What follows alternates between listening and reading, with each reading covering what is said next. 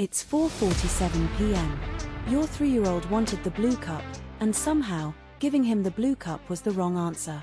If you're reading this at the end of a very long day, you are in very good company. Preschool anger is loud. It's floor-flopping, fist-clenching, screaming like you personally wronged their ancestors loud. And here's the thing no one tells you, it's completely developmentally normal. Their little brains are feeling storm-sized feelings, without the words to explain any of it. So it comes out sideways.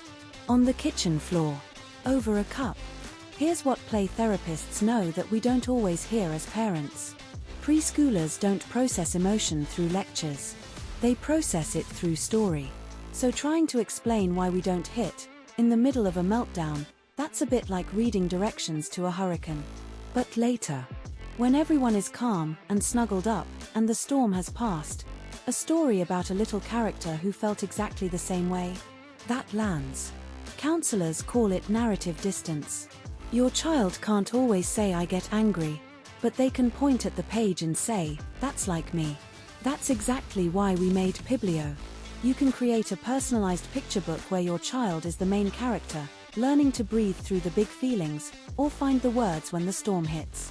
It becomes their story. Something they ask for again and again, long after the blue cup is forgotten. You are not a bad parent. He is not a bad kid. You're just two humans, figuring out big feelings together.